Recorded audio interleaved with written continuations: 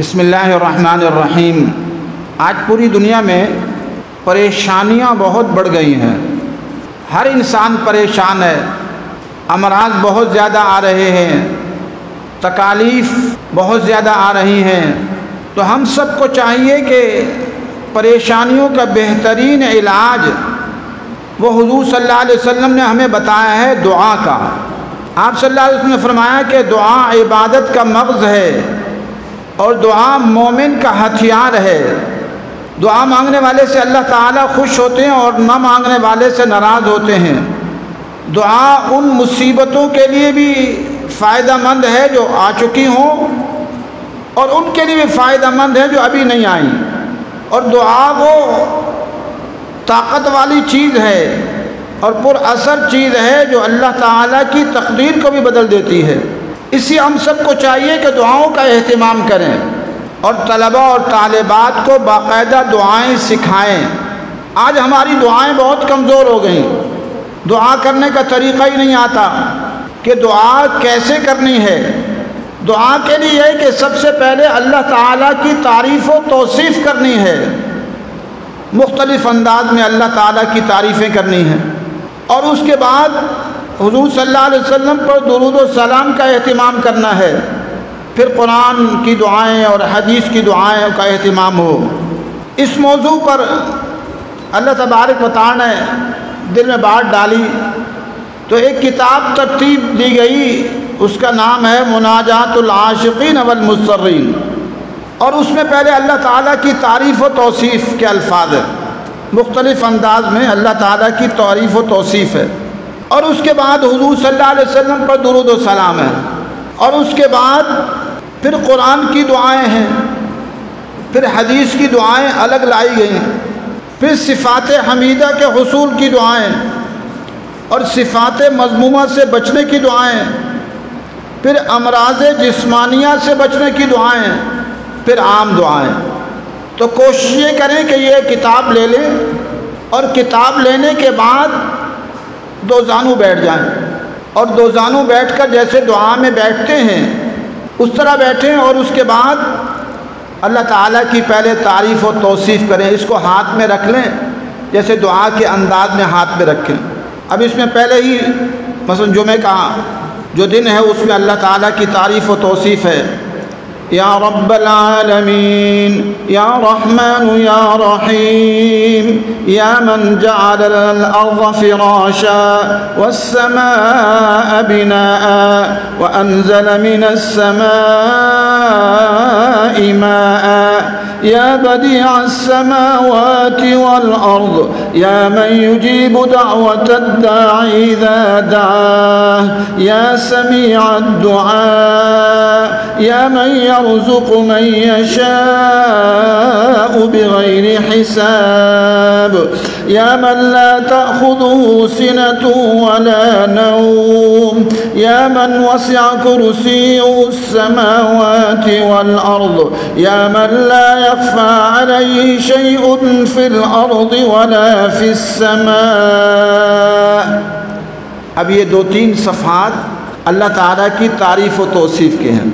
آج ہمیں اللہ تعالیٰ کی تعریف و توصیف ہی نہیں آتی، اللہ کی تعریف ہی نہیں کرنی آتی، نہ پھر حضور صلی اللہ علیہ وسلم پر درود و سلام کے الفاظ یاد ہیں، نہ قرآن کی دعائیں یاد، نہ حدیث کی دعائیں یاد، نہ صفات حمیدہ کی حصول کی دعائیں یاد، نہ صفات مذمومہ سے بچنے کی دعائیں یاد۔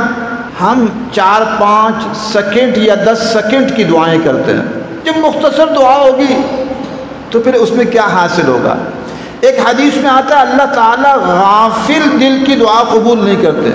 چند دن پہلے لال مسجد سے ہمارے ایک عالم ساتھی آئے، وہاں کے خطیب ہیں، کئی خطبہ میں ایک وہ بھی ہیں، تو انہوں نے نماز کے بعد دعا کرائی تو 4-5 سیکنڈ کی دعا تھی۔ تو میں نے کہا اللہ کے بندے اس 4-5 سیکنڈ کی دعا میں کیا ملے گا؟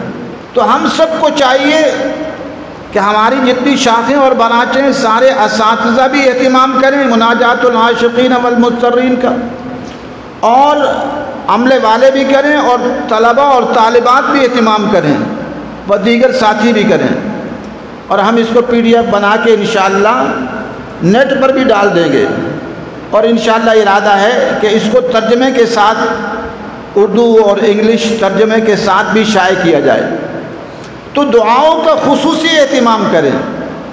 آج بیماریاں بہت بڑھ گئیں، ابھی ہمارے علاقے سے بھی اساتذہ کے بار بار فون آ رہے ہیں کہ استاد جی پیسے روانہ کریں کہ فلاں بیماری آ گئی، فلاں بیماری آ گئی، فلاں بیماری آ گئی۔ بھئی بیماریوں کا علاج ہمارے آقا نے کیا بتایا؟ ہمارے آقا نے بیماریوں کا علاج دعا بتایا۔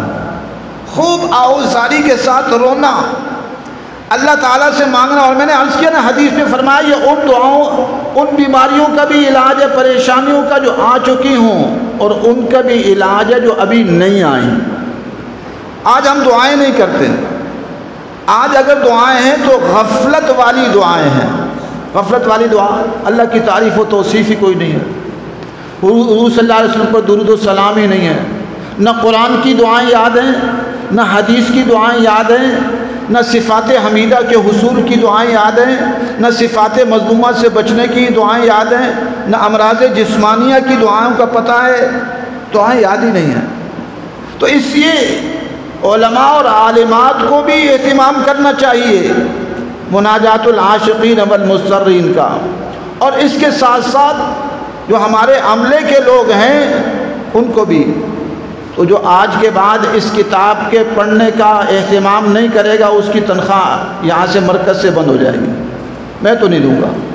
جب اللہ سے مانگتے ہی نہیں، جب اللہ سے مانگنے کا معمول ہی نہیں ہے، تو اس لیے سارے کے سارے خصوصی دعاؤں کا اہتمام کریں۔ یہ ظالم حکومت آئی ہوئی ہے، فرعون صفت حکمراں ہمارے اوپر مسلط ہیں، منافق قسم کے، جو کہتے کچھ ہیں اور کرتے کچھ ہیں۔